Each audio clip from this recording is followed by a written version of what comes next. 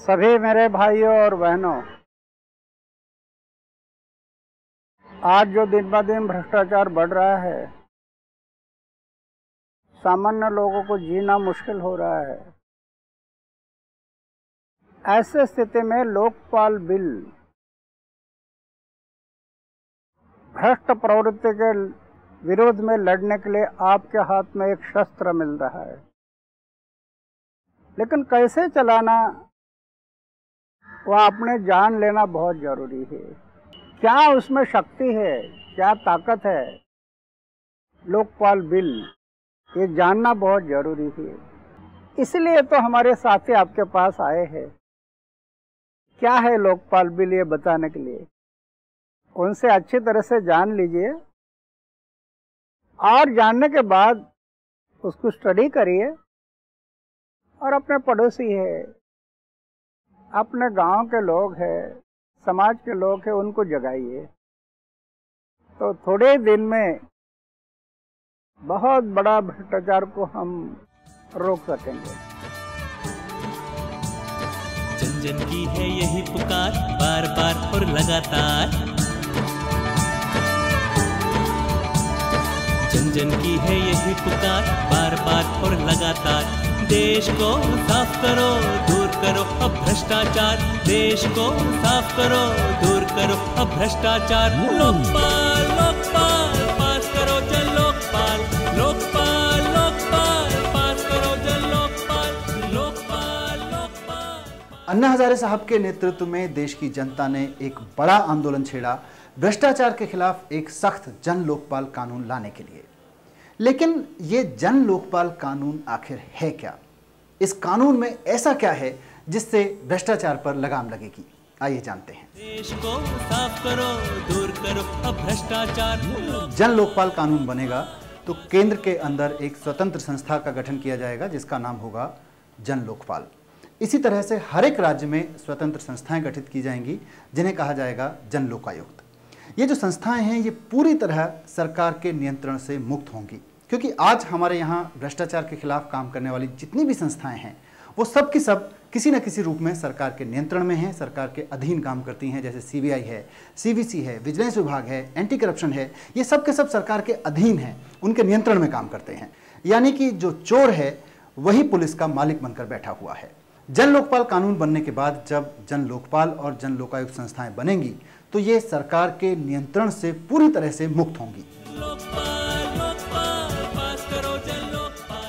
जन लोकपाल में 10 सदस्य होंगे और एक इनका चेयरपर्सन होगा। इसी तरह से जन लोकायुक्त में 10 सदस्य होंगे और एक चेयरपर्सन होगा। अब ये देखते हैं कि ये जन लोकपाल और जन लोकायुक्त काम क्या करेंगे। जन लोकपाल केंद्र सरकार के विभागों में हो रहे भ्रष्टाचार के बारे में शिकायतें प्राप्त करेगा और उन पे एक्शन लेगा।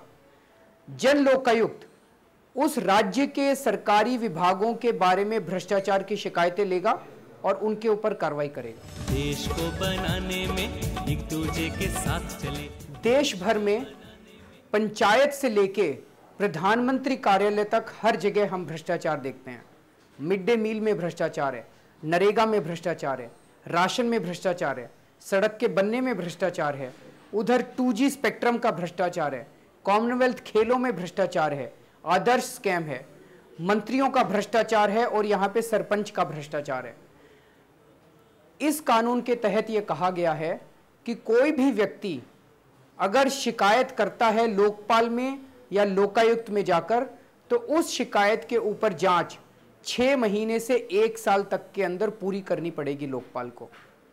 अगर शिकायत की जांच करने के लिए लोकपाल के पास कर्मचारियों की कमी है तो लोकपाल को यह छूट दी गई है कि वो जांच 1 साल में पूरी करने के लिए अगर उसे ज्यादा कर्मचारियों की जरूरत है तो वो ज्यादा कर्मचारियों को लगा सकता है, लेकिन जांच को 1 साल के अंदर उसे पूरा करना चाहिए। मेरा देश मेरी जान, मेरी शान, मेरी आन। तो जांच के बाद लोकपाल 2 तरह की कार्रवाई करेगा। पहला तो ये कि उसके पास पावर होगी कि जो दोषी अधिकारी है उसको वो नौकरी से निकाल सकता है। तो जांच के दौरान जिस तरह के भी सबूत मिलेंगे, जिस तरह भी गवाहों से बात होगी, उनकी सुनवाई करते हुए और खुद आरोपी अफसर की सुनवाई करते हुए वो एक्शन लेगा कि दोषी अधिकारी को नौकरी से निकालना है या उसको प्रमोशन रोकना है या उसके ऊपर कोई पेनल्टी और लगानी है। पहला एक्शन तो ये होगा।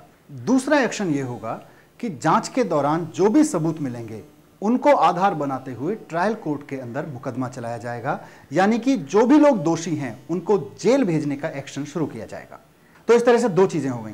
पहली तो ये कि जो दोषी अधिकारी है उसको नौकरी से निकालने की कार्रवाई शुरू हो जाएगी, और दूसरी ये कि जो भी दोषी लोग हैं, वो चाहे अधिकारी हो या कोई और व्यक्ति हो, उन सबको जेल भेजने की कार्रवाई शुरू हो जाएगी। जन जन की है यही पुकार, बार बार और लगातार। आज हमारे भ्रष्टाचार निरोधक कानून में भ्रष्टाचार के लिए कम से कम 6 महीने की सजा का प्रावधान है और ज्यादा से ज्यादा 7 साल की सजा का प्रावधान है। हमारा यह कहना है कि इसे बढ़ाकर कम से कम 1 साल और ज्यादा से ज्यादा लाइफ इम्प्रिजनमेंट यानी कि पूरी जिंदगी का आजीवन कारावास का प्रावधान किया जाना चाहिए। देश को साफ करो, दूर करो अब भ्रष्टाचार। आज हमारे देश की भ्रष्टाचार निरोधक व्यवस्था में कहीं भी ऐसा प्रावधान नहीं है कि कोई व्यक्ति रिश्वतखोरी से अगर पैसा कमाता है या सरकार को चूना लगाता है तो उससे उस पैसे को वसूल किया जाए। अब जैसे ए राजा को देखिए, कहा जाता है कि उसने 3000 करोड़ रुपए रिश्वत में खाए, उसने देश को 2 लाख करोड़ रुपए का चूना लगाया। क्या यह पैसा उससे वसूला जाएगा? नहीं। हमारे कानूनों के मुताबिक उसको ज्यादा से ज्यादा 7 साल की सजा हो सकती है और 7 साल के बाद वो आराम से घर बैठेगा और सारा पैसा उसका। हमने इस कानून में प्रावधान किया है, जितना उसने सरकार को चूना लगाया भ्रष्ट अफसर ने और भ्रष्ट नेता ने, सजा सुनाते वक्त ये जज की जिम्मेदारी होगी कि वो सारा का सारा पैसा उससे रिकवर करने के लिए, उससे वापस लेने के लिए आदेश किए जाएं और उससे रिकवर किया जाए। लोकपाल, लोकपाल, पास करो जन लोकपाल। अगर लोकपाल को ये लगता है कि इसके खिलाफ सबूत सख्त हैं, इसके खिलाफ सबूत पुख्ता नजर आ रहे हैं, तो जांच के दौरान लोकपाल जो भ्रष्टाचारी अफसर या भ्रष्टाचारी नेता है उनके सारे एसेट्स, उनकी संपत्ति, उनकी जायदाद की लिस्ट बनाएगा और उसका नोटिफिकेशन जारी करेगा। नोटिफिकेशन जारी होने के बाद भ्रष्ट व्यक्ति अपनी उस संपत्ति को ट्रांसफर नहीं कर सकता। नहीं तो कहीं ऐसा ना हो कि जैसे ही उसको ये पता चले वो अपनी सारी की सारी संपत्ति ट्रांसफर करके और वो रिकवरी उसकी हो ही ना पाए, जो सरकार को उसने चूना लगाया उसकी रिकवरी ना हो पाए। तो ये उसकी नोटिफिकेशन जारी की जाएगी ताकि वो भ्रष्ट व्यक्ति जो है वो उनको ट्रांसफर ना कर सके। देश मेरी जान, मेरी शान, मेरी आन, मेरा देश। कानून में यह प्रावधान किया गया है कि हर अफसर को और हर नेता को हर साल के शुरुआत में अपनी अपनी संपत्ति का ब्यौरा वेबसाइट पे डालना पड़ेगा, और अगर बाद में ऐसी कोई संपत्ति मिलती है जिसका ब्यौरा उन्होंने वेबसाइट पे नहीं डाला तो ये मान लिया जाएगा कि वो संपत्ति उन्होंने भ्रष्टाचार के जरिए हासिल की है और उस संपत्ति को जब्त करके उनके खिलाफ भ्रष्टाचार का मुकदमा दायर किया जाएगा। लोकपाल, लोकपाल, पास करो जन लोकपाल, लोकपाल। तो ये तो हुई बात बड़े बड़े भ्रष्टाचार की, बड़े बड़े भ्रष्ट लोगों की। लेकिन मैं एक आम आदमी हूं, मैं सरकारी दफ्तर में जाता हूं तो रोज भ्रष्टाचार झेलता हूं। मेरा ड्राइविंग लाइसेंस बिना रिश्वत दिए नहीं बनता, मेरा वोटर कार्ड पैसा लेकर बनता है। मैं अगर गांव में रहता हूं तो मुझसे जॉब कार्ड तक के पैसे मांगे जाते हैं। जन्म प्रमाण पत्र बनवाना हो, मृत्यु प्रमाण पत्र बनवाना हो, वृद्धावस्था पेंशन लेनी हो, विधवा पेंशन लेनी हो, सब में रिश्वत मांगी जाती है। अगर जन लोकपाल कानून आता है तो मुझे क्या मिलेगा? क्या मुझे इससे निजात मिलेगी? एक आम आदमी जब किसी सरकारी दफ्तर में जाता है, उसका राशन कार्ड बनवाना है, उसे पासपोर्ट बनवाना है, उसे विधवा पेंशन लेनी है, उससे रिश्वत मांगी जाती है और अगर वो रिश्वत नहीं देता तो उसका काम नहीं किया जाता। जन लोकपाल बिल के अंदर ऐसे लोगों के को भी सहायता प्रदान करने की बात कही गई है। इस कानून के मुताबिक हर विभाग को एक सिटीजन्स चार्टर बनाना पड़ेगा। उस सिटीजन्स चार्टर में ये लिखना पड़ेगा कि वो विभाग वो वाला काम कितने दिन में करेंगे, कौन ऑफिसर करेगा, राशन कार्ड कौन ऑफिसर बनाएगा, कितने दिन में बनाएगा, विधवा पेंशन कौन ऑफिसर बनाएगा, कितने दिन में बनाएगा। इसकी लिस्ट हर विभाग को जारी करनी पड़ेगी। कोई भी नागरिक अगर उसको कोई काम करवाना है तो वो नागरिक उस विभाग में उस अफसर के पास जाएगा अपना काम कराने के लिए। अगर वो अधिकारी उतने दिन में काम नहीं करता तो फिर ये नागरिक हेड ऑफ द डिपार्टमेंट को शिकायत करेगा। हेड ऑफ द डिपार्टमेंट को जन शिकायत अधिकारी नोटिफाई किया जाएगा। हेड ऑफ द डिपार्टमेंट का यह काम होगा कि वो अगले 30 दिन के अंदर उस काम को करवाए। अगर वो भी ये काम नहीं कराता तो ये नागरिक लोकपाल में जाके या लोकायुक्त में जाके शिकायत करेगा। लोकपाल लोकपाल पास करो जन लोकपाल, लोकपाल लोकपाल पास करो जन लोकपाल, लोकपाल लोकपाल पास करो जन लोकपाल, लोकपाल लोकपाल पास करो जन लोकपाल। लोकपाल का हर डिस्ट्रिक्ट के अंदर एक ना एक विजिलेंस ऑफिसर जरूर नियुक्त होगा। लोकायुक्त का हर ब्लॉक के अंदर एक ना एक विजिलेंस ऑफिसर जरूर नियुक्त होगा। तो नागरिक अपने इलाके के विजिलेंस ऑफिसर के पास जाके शिकायत करेगा।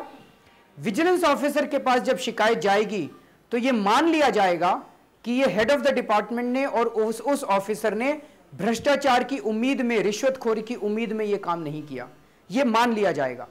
तो उस विजिलेंस ऑफिसर को 3 काम करने पड़ेंगे। एक तो इसका काम 30 दिन में करवाना पड़ेगा, दूसरा वो हेड ऑफ द डिपार्टमेंट के ऊपर और इस अफसर के ऊपर पेनल्टी लगाएंगे जो उनकी तनख्वाह से काट के इस नागरिक को मुआवजे के रूप में दी जाएगी, और तीसरा ये कि इनके खिलाफ भ्रष्टाचार के मामला शुरू किया जाएगा, तहकीकात शुरू की जाएगी और भ्रष्टाचार की कार्रवाई इन दोनों के खिलाफ की जाएगी। तो जन लोकपाल कानून आने के बाद सरकारी अधिकारियों को अपना काम सही समय पे करना पड़ेगा। हमें यह लगता है कि किसी सरकारी दफ्तर में अगर काम ना होने से आम आदमी परेशान रहता है, उस विभाग के मुखिया को अगर 3-4 पेनल्टी भी लग गई या उसके खिलाफ 3-4 भ्रष्टाचार के मामले भी शुरू हो गए, तो ये विश्वास है हमको कि वो अपने सारे के सारे कर्मचारियों को बुला के कहेगा कि अब आपको अपना काम सही करना है, सही समय पे करना है। देश मेरी जान मेरी शान मेरी आन, मेरा देश मेरी। कुछ लोग ये सवाल उठा रहे हैं कि इस बात की क्या गारंटी है कि जो जन लोकपाल होगा या जन लोकायुक्त होंगे वो भ्रष्ट नहीं होंगे। ये वाकई बहुत जायज़ सवाल है, लेकिन इस कानून में ऐसे प्रावधान रखे जा रहे हैं कि जन लोकपाल या जन लोकायुक्त की जो नियुक्ति होगी वहां पर कोई भ्रष्ट व्यक्ति ना पहुंच सके, कोई भ्रष्ट व्यक्ति जन लोकपाल या जन लोकायुक्त ना बन सके। इसके लिए जो प्रक्रिया रखी गई है कानून में वो बहुत ही पारदर्शी और जन भागीदारी वाली रखी गई है। देखते हैं ये प्रक्रिया है क्या। जन की है यही पुकार, बार बार और लगातार। जन लोकपाल और जन लोकायुक्त में भ्रष्टाचार रोकने के लिए ये सुनिश्चित किया जाएगा कि इस काम के लिए सही लोगों का चयन हो। लोकपाल के चयन की प्रक्रिया को पारदर्शी और व्यापक आधार वाला बनाया जाएगा, जिसमें लोगों की पूरी भागीदारी होगी। इसके लिए एक चयन समिति बनाई जाएगी। इस समिति में प्रधानमंत्री, लोकसभा में विपक्ष के नेता, 2 सबसे कम उम्र के सुप्रीम कोर्ट के जज, 2 सबसे कम उम्र के हाई कोर्ट के मुख्य न्यायाधीश, भारत के नियंत्रक और महालेखा परीक्षक और मुख्य निर्वाचन आयुक्त होंगे। चयन समिति योग्य लोगों का चयन उस सूची में से करेगी जो उसे सर्च कमेटी द्वारा मुहैया कराई जाएगी। सर्च कमेटी का काम होगा योग्य और निष्ठावान उम्मीदवारों के नाम चयन समिति को देना। सबसे पहले पूर्व सीईसी और पूर्व सीएजी में से 5 सदस्य चुने जाएंगे। इसमें वो पूर्व सीईसी और पूर्व सीएजी शामिल नहीं होंगे जो दागी हों या किसी राजनीतिक पार्टी से जुड़े हुए हों या अब भी किसी सरकारी सेवा में काम कर रहे हों।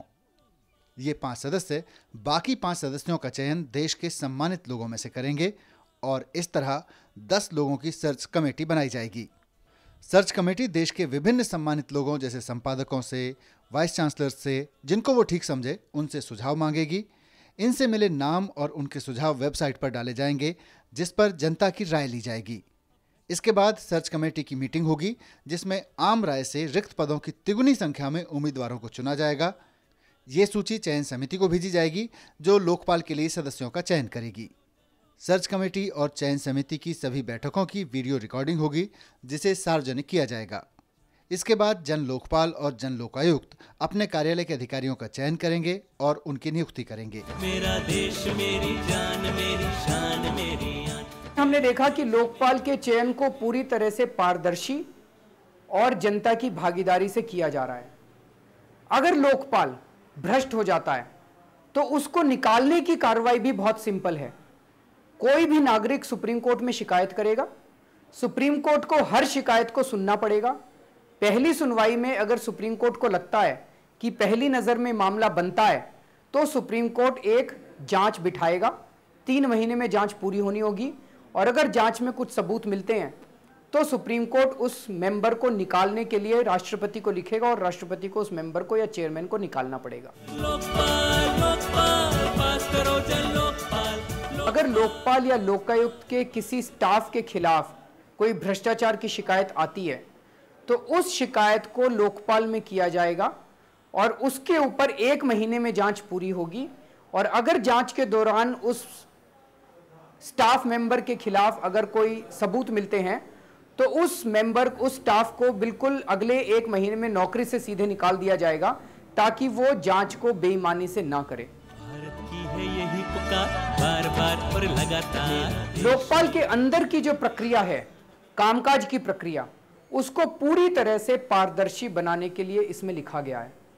जब जांच चल रही होगी तब जांच से रिलेटेड सारे डॉक्यूमेंट्स भी पारदर्शी होने चाहिए, लेकिन ऐसे डॉक्यूमेंट्स जो जांच को ऑब्स्ट्रक्ट कर सकते हैं, जांच में बाधा पहुंचा सकते हैं, तो जब तक जांच चल रही है तब तक सारे डॉक्यूमेंट्स हो सकते हैं ना दिखाए जा सकें, लेकिन जांच पूरी होने के बाद किसी भी केस में सारे डॉक्यूमेंट्स उस जांच से रिलेटेड वेबसाइट पे डालने जरूरी होंगे लोकपाल के लिए, लोकायुक्त के लिए, ताकि जनता ये देख सके कि इस जांच में हेराफेरी तो नहीं हुई कभी।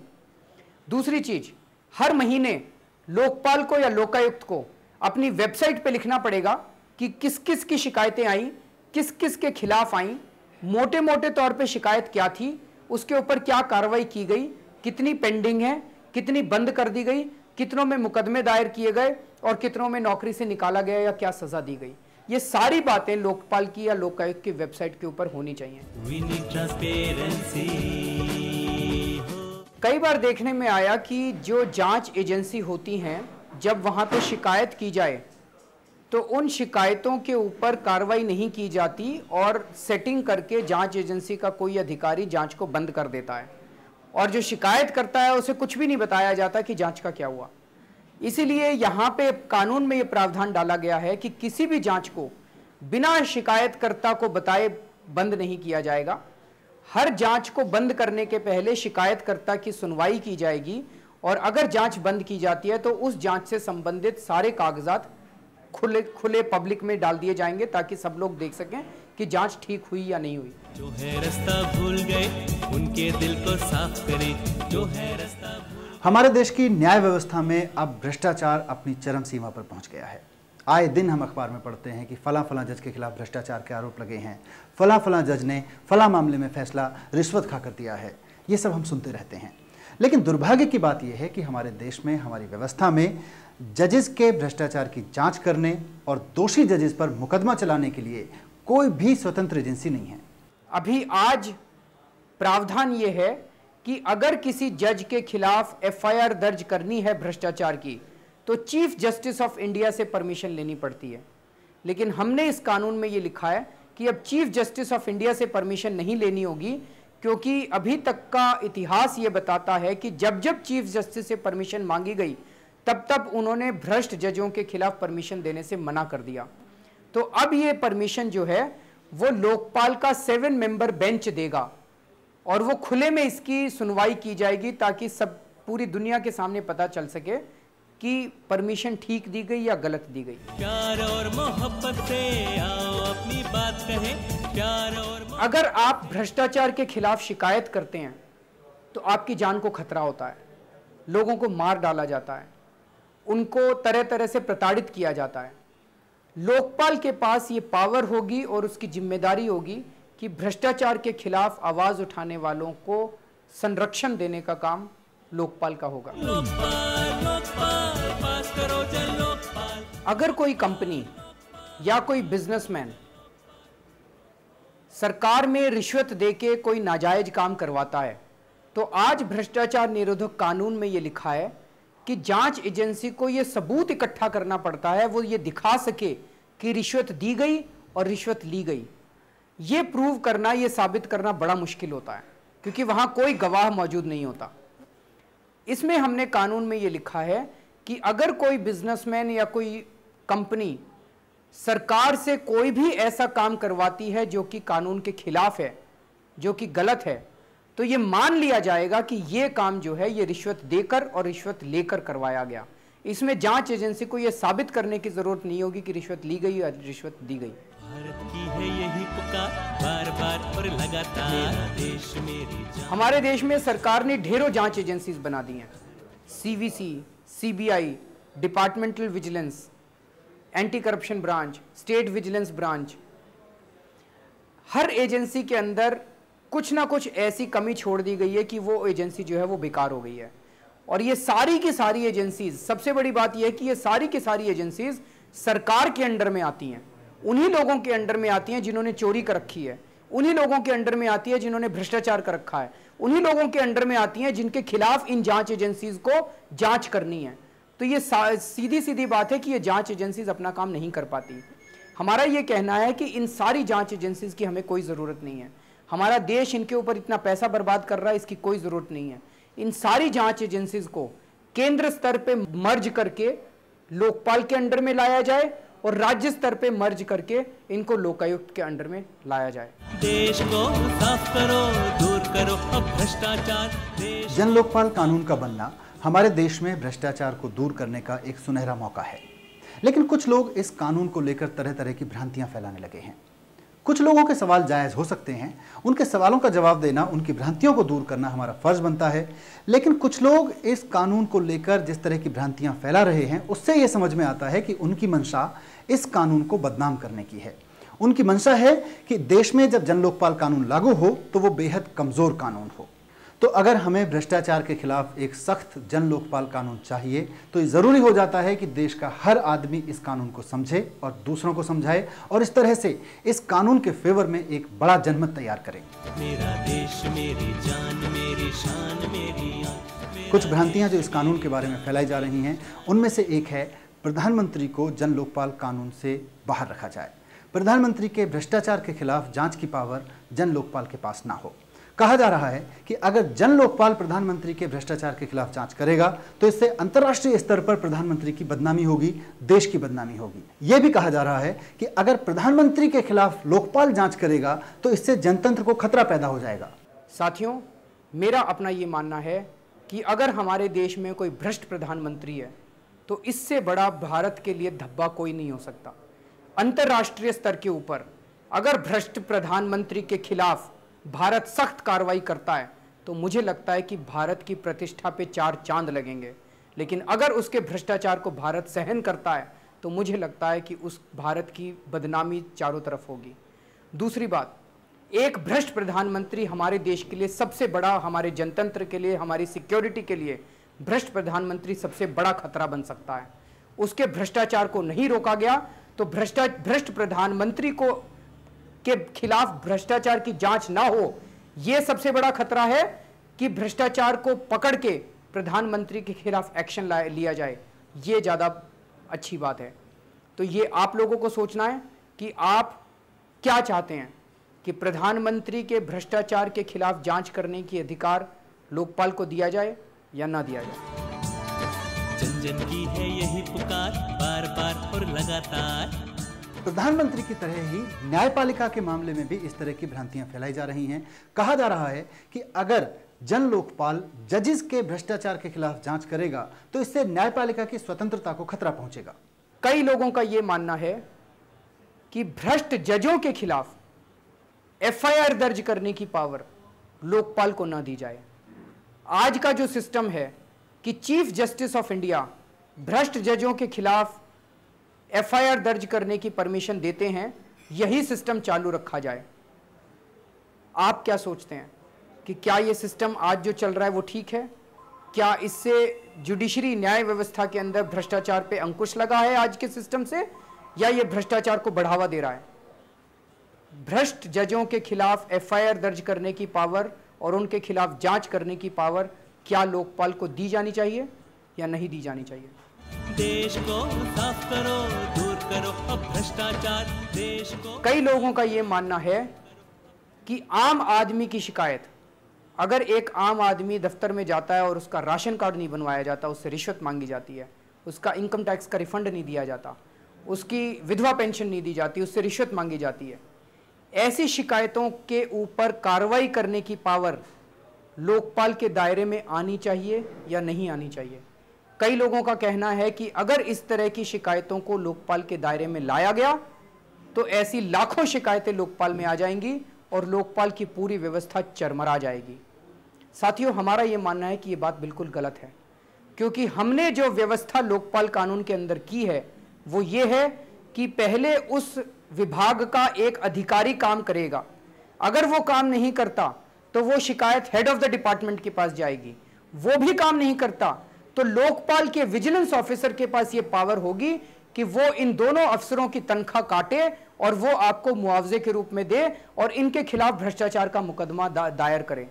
अगर 3 मुकदमे भी हेड ऑफ द डिपार्टमेंट के खिलाफ दायर हो गए तो हमें लगता है कि इनकी जवाबदेही तय होगी, जो आज तक आजादी के बाद इनकी एक भी केस में जवाबदेही तय नहीं हुई है। अगर दिन ब दिन इनकी जवाबदेही तय होनी चालू हो गई तो पूरा का पूरा व्यवस्था जो है वो दुरुस्त हो जाएगी। तो हमारा तो ये मानना है कि लाखों शिकायतें आने के बजाय शिकायतें आनी बिल्कुल बंद हो जाएंगी। लेकिन मान लीजिए लाखों शिकायतें आ भी जाती हैं, तब भी पूरी लोकपाल की व्यवस्था नहीं चरमराएगी। एक डिस्ट्रिक्ट का एक विजिलेंस ऑफिसर हो सकता है, उसके पास लाखों शिकायतें आ जाएं। तो हमने लोकपाल को यह पावर दी है कि अगर कहीं पे उसे ज्यादा कर्मचारियों की जरूरत है तो वो ज्यादा कर्मचारियों को तैनात कर सकता है, 4, 5, 6, 10 नए अफसर लगा सकता है ताकि जनता की शिकायतों का जल्दी से निपटारा किया जा सके। आज 62 साल की आजादी के बाद भी अगर हम ये कहें कि हम लोगों की लाखों शिकायतों का बंदोबस्त नहीं कर सकते, उनका निपटारा नहीं कर सकते, तो हमें यह लगता है कि जनता इस आंदोलन के साथ नहीं जुड़ेगी। जो लाखों की संख्या में इस जनता इस आंदोलन के साथ जुड़ी है वो अपनी समस्याओं के निवारण की उम्मीद को लेकर जुड़ी है कि जो दिन ब दिन वो जब जनता जाती है और उनको गालियां सुनने को मिलती है, उनसे रिश्वत मांगी जाती है, इसका भी निवारण जन लोकपाल बिल के अंदर होगा। तो हमें यह लगता है कि अगर जनता की लाखों शिकायतें हैं तो उसके लिए अगर हजारों ऑफिसर्स की नियुक्ति करनी पड़े तो वो सरकार को करनी चाहिए, उसको अब दरकिनार नहीं किया जा सकता। आपको यह बताना होगा कि क्या जनता की शिकायतों को जन लोकपाल बिल के दायरे में लाया जाए या नहीं लाया जाए। कुछ लोगों का यह कहना है कि लोकपाल केवल बड़े बड़े मामलों की जांच करे, 2G स्पेक्ट्रम की जांच करे, कॉमनवेल्थ खेलों की जांच करे, वो आम आदमी के राशन पानी की बात ना करे, वो पंचायतों में हो रहे भ्रष्टाचार की बात ना करे, वो आपके घर के सामने की सड़क में हो रहे भ्रष्टाचार की बात ना करे। आप क्या चाहते हैं? क्या आप ऐसा लोकपाल चाहते हैं या आप ऐसा लोकपाल चाहते हैं जो छोटा भ्रष्टाचार हो या बड़ा भ्रष्टाचार हो, हर तरह के भ्रष्टाचार की बात करे? उनका लोगों का यह कहना है कि हर तरह के भ्रष्टाचार की बात अगर लोकपाल करेगा तो इसकी व्यवस्था चरमरा जाएगी। हमें ऐसा नहीं लगता। हमने इसके बारे में कैलकुलेशन किए हैं और हमारा यह मानना है कि अगर शुरू में ज्यादा अफसरों की जरूरत पड़े तो ज्यादा अफसरों को लोकपाल में तैनात करके भ्रष्टाचारियों के खिलाफ सख्त से सख्त सजा दी जाए। 2-3 साल के अंदर आप ये देखेंगे कि भ्रष्टाचार में कमी आएगी और उसके बाद आपको कम लोगों की जरूरत पड़ेगी। जन लोकपाल के अंदर भ्रष्टाचार के केसेस अपने आप कम होने चालू हो जाएंगे। देश मेरी जान मेरी शान मेरी आन, भारत की है यही। कुछ लोगों का कहना है कि आप सीबीआई को, सीवीसी को, डिपार्टमेंटल विजिलेंस को, इन सारी एजेंसीज को एक साथ इसके अंदर क्यों मर्ज कर रहे हैं? सीबीआई को रहने दीजिए, काम करने दीजिए, सीवीसी को काम करने दीजिए। आप अगर लोकपाल के लिए आप अलग से अफसरों की तैनाती कर दीजिए। तो साथियों, हमारी 2 बातें हैं। ये कुछ लोगों का कहना है कि सीबीआई आखिर इतनी बुरी भी तो नहीं है, सीवीसी आखिर इतना बुरा भी तो नहीं है। हमें ये बातें सुन के बड़ा आश्चर्य हो रहा है। ये अचानक सीबीआई इतनी अच्छी कब से लगने लगी? एक भी केस सीबीआई ने ऐसा किया हो जो बिना कोर्ट की मॉनिटरिंग के उन्होंने ठीक ठाक किया हो? सीबीआई सीधे सीधे भ्रष्ट चोरों और डाकुओं के अंडर में काम करती है और हम ये उम्मीद करें सीबीआई से कि वो चोरों और डाकुओं के खिलाफ एक्शन लेगी? ऐसा कतई नहीं हो सकता। तो ये सीबीआई के अंदर हम पैसा फूकते रहें, उनके कर्मचारियों को तनख्वाह देते रहें और सीबीआई बैठ के भ्रष्टाचार को बढ़ावा देती रहे। क्या हमें ऐसे सीबीआई की जरूरत है?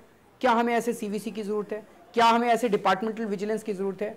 तो एक तरफ तो हम इन एजेंसीज को भ्रष्टाचार बढ़ाने के लिए काम करने की छूट दे दें और दूसरी तरफ कहें कि लोकपाल को और कर्मचारी दे दो और नई पोस्ट क्रिएट कर दो।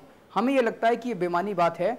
जो एजेंसीज आज काम नहीं कर रही हैं उनको बंद करके उनके सारे कर्मचारियों को काम करने के लिए लोकपाल में डाला जाए। जो कर्मचारी भ्रष्टाचार करे उसे नौकरी से निकाल दिया जाए, जो ठीक से ना काम करे उसको नौकरी से निकाल दिया जाए, जो काम करें उनको लोकपाल के अंडर में नियुक्त कर दिया जाए। तो ये है मेरा और आपका जन लोकपाल कानून। जंतर मंतर से अन्ना हजारे के नेतृत्व में जो आंदोलन शुरू हुआ था वो इसलिए नहीं हुआ था कि कुछ और लोगों को लाल बत्ती की गाड़ियां दे दी जाएं, एसी दफ्तर दे दी जाएं। ये आंदोलन शुरू हुआ था तो इसलिए कि आम आदमी को भ्रष्टाचार से मुक्ति मिल सके, बड़े से बड़े अधिकारी को, चाहे वो प्रधानमंत्री हो, जज हो या कोई और सरकारी कर्मचारी, अगर वो भ्रष्टाचार करता है तो उसको जेल जाना पड़े, उसको सजा मिले। इसलिए जन लोकपाल चाहिए। आप इससे सहमत हैं या नहीं, आप हमें अपनी राय जरूर बताएं। तो आपने देखा है कि लोकपाल बिल आने के बाद सर्व सामान्य जनता को कितना लाभ मिलेगा, ये आपने देखा। तो मेरी विनती है सभी भाई बहनों को, जो आपने देखा उसी बात को हम अभी आगे के लिए समाज में फैलाना है। और जितना लोकपाल बिल, ये कानून की बात, उसके मिलने वाले फायदे लोगों को समझ में आएंगे तो लोग ये कानून यूज करने के लिए खड़े हो जाएंगे। और वही एक रास्ता है भ्रष्टाचार को रोकने के लिए। इसलिए ये सिर्फ अपने लिए नहीं, तो अपने आने वाली संतान उसके लिए भी ये बहुत जरूरी है। अपने देश के लिए, अपने समाज के लिए बहुत जरूरी है। ये सोच कर आपने इस काम को आगे बढ़ाना है। तो मेरी विनती है सब भाई बहनों को, लोकपाल बिल, ये कानून को खुद जानो और जनता में फैलाओ उसको। लेकिन मेरी विनती दूसरी भी है, अगर ये कानून बनने में कोई रुकावट आ गई तो फिर से हमें जंतर मंतर पर आंदोलन करना पड़ेगा और उस टाइम पर आप लोगों ने रास्ते पर उतरना है।